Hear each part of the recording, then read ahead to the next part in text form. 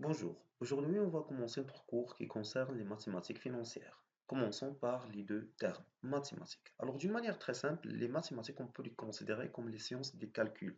Autrement dit, c'est un ensemble de connaissances abstraites qui permettent d'avoir des raisonnements logiques qu'on peut les appliquer dans plusieurs autres domaines tels que la finance qui nous intéresse aujourd'hui. La finance en même temps, on peut dire que la finance c'est quoi? C'est l'ensemble des utiles qui permettent soit d'obtenir ou bien parfois de placer des capitaux.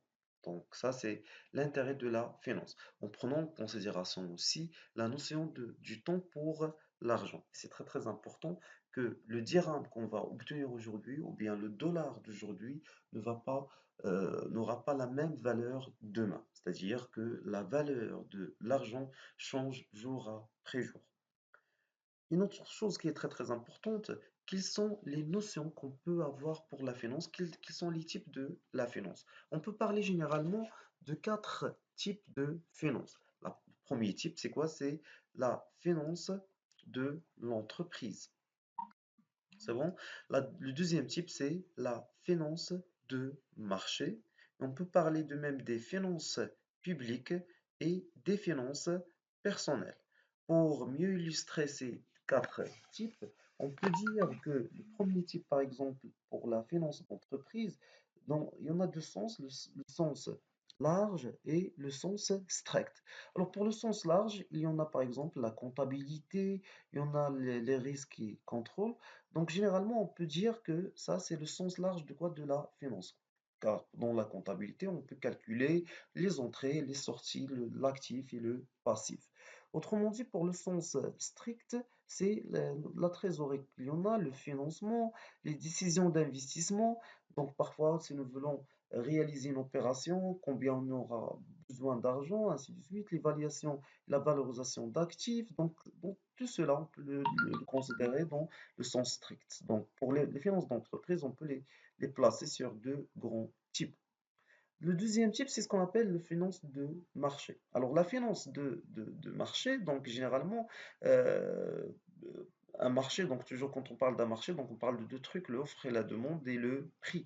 Alors, pour la finance du marché, donc il y en a les marchés financiers, ou bien un marché des capitaux, qui est généralement un marché dans lequel on peut parler de ce qu'on appelle le forex, ou bien le marché d'échange. On peut parler même des marchés d'actions et des marchés de taux d'intérêt.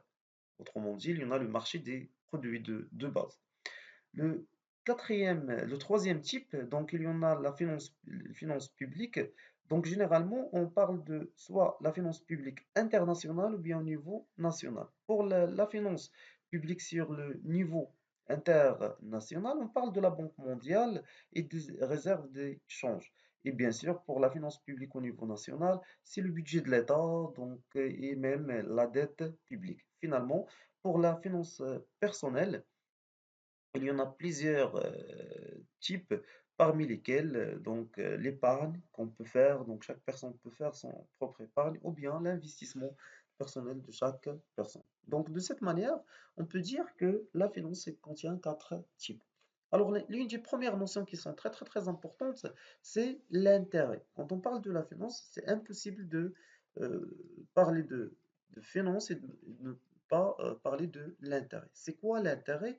C'est le taux que, ou bien on va commencer par un premier principe, le taux d'intérêt simple. Alors le taux d'intérêt simple, c'est ce que génère un seul dirham donc pendant une certaine période. C'est-à-dire par exemple le taux d'intérêt, par exemple c'est un dirham génère par exemple 0,07 dirham, on peut parler que c'est 7%, car 7% c'est exactement 7 divisé par 100, ce qui va donner 0,07. Alors, d'une manière ou d'une autre, donc pour mieux comprendre l'intérêt, si on a placé une somme d'argent donc, sur un certain temps, donc automatiquement on aura ça on l'appelle, la somme d'argent qu'on a placée, on va l'appeler capital. Après, on aura un certain intérêt qu'on va générer. Donc ça, c'est ce qu'on appelle l'intérêt. Il y en a deux types d'intérêt. Le premier type, c'est quoi? C'est l'intérêt simple. Le deuxième type, c'est l'intérêt composé. Alors l'intérêt simple, pour faire une petite comparaison entre les deux types, pour l'intérêt simple, il est inférieur à 1 an. Alors pour l'intérêt composé, il est supérieur à 1 an. Ce qu'on peut dire autrement dit, c'est qu'il permet de suivre une suite. Donc il est à court terme, inférieur à 1 an, et l'autre donc il est à long terme, c'est-à-dire supérieur à 1 an. La deuxième comparaison qu'on peut avoir, que l'intérêt simple suit une suite arithmétique, c'est-à-dire à chaque fois on ajoute la même valeur. Par contre, pour l'intérêt composé, c'est une suite géométrique, c'est-à-dire on multiplie à chaque fois le capital à une nouvelle valeur. Donc, de où on peut comprendre que l'intérêt composé, il est capitalisé. Qu'est-ce que ça veut dire capitalisé? C'est-à-dire à chaque fois, on change le capital. Par exemple, au départ, si on a un intérêt de 20%, donc au départ, 20% de 100 dirhams, par exemple, c'est exactement 20 dirhams. Alors, pour l'intérêt composé, qu'est-ce qu'on va faire? Pour l'intérêt simple, qu'est-ce qu'on va faire? Au départ, il y en a le capital, toujours c'est 100, et à chaque fois, on ajoute 20. C'est-à-dire, après 2 mois, on aura 140, 160, après un mois, 120, 2 mois, 140, 160, à chaque fois, on ajoute 20. Mais par contre, pour l'intérêt composé, qu'est-ce que ça veut dire? Donc, capitaliser, c'est-à-dire au départ, j'aurai 100 fois 20%. Donc, après le premier mois, on aura 120 dirhams. Mais pour le deuxième mois, donc on aura 120 fois 20% à nouveau. Donc, l'intérêt qu'on aura dans ce cas-là, on va utiliser notre calculatrice. Donc, l'intérêt qu'on aura dans la deuxième partie, c'est 120 fois à nouveau 20%. 20%, c'est-à-dire 0,2.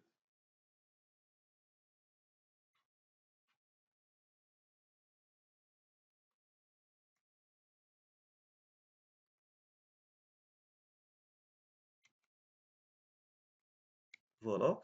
Donc automatiquement, ça va donner 24. C'est-à-dire dans la deuxième partie, à la place d'avoir 100, euh, donc à la place d'avoir un intérêt de 20 dirhams, on aura 24. Et à chaque fois, c'est-à-dire notre capital sera à nouveau 144. Et à nouveau, on va multiplier 144 fois 20% et on va l'ajouter donc jusqu'à la dernière étape. Donc ici, on parle de la notion de quoi? De capitaliser et de non capitaliser.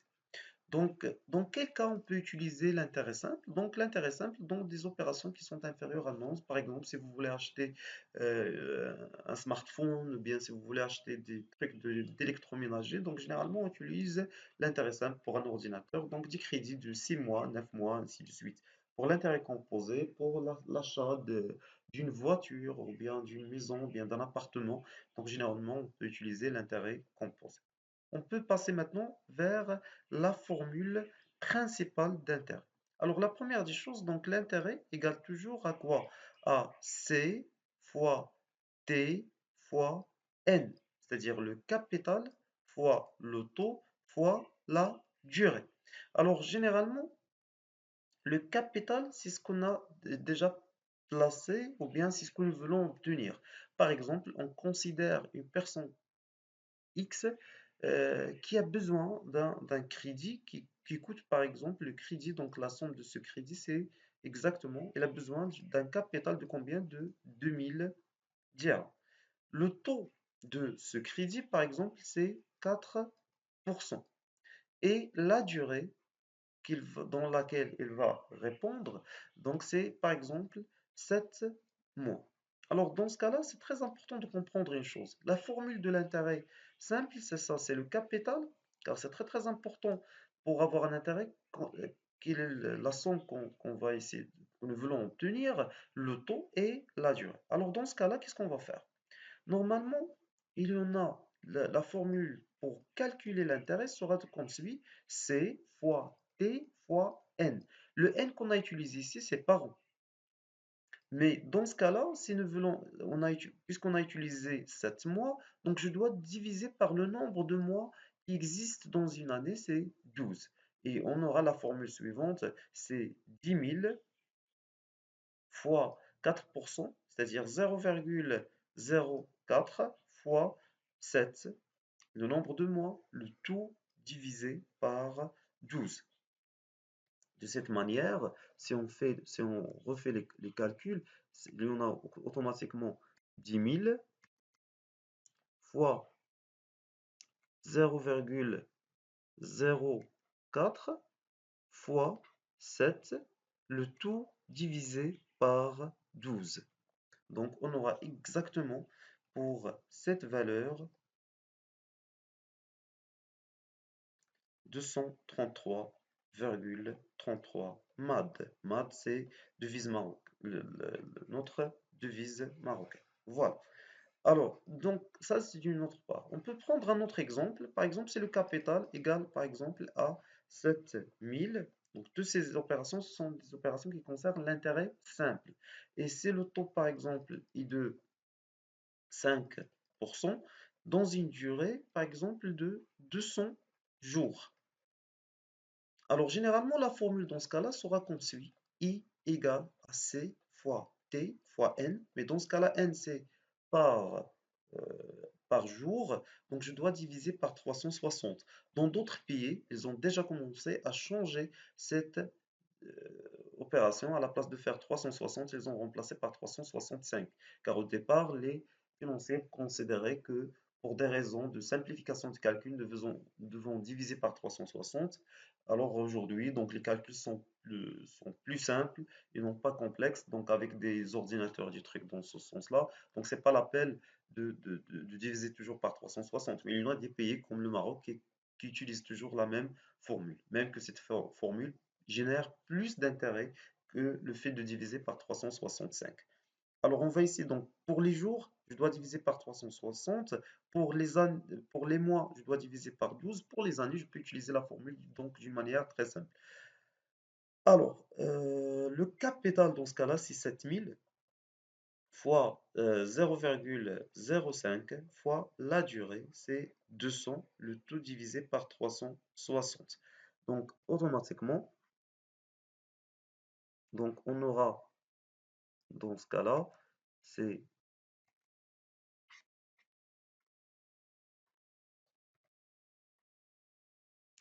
7000 fois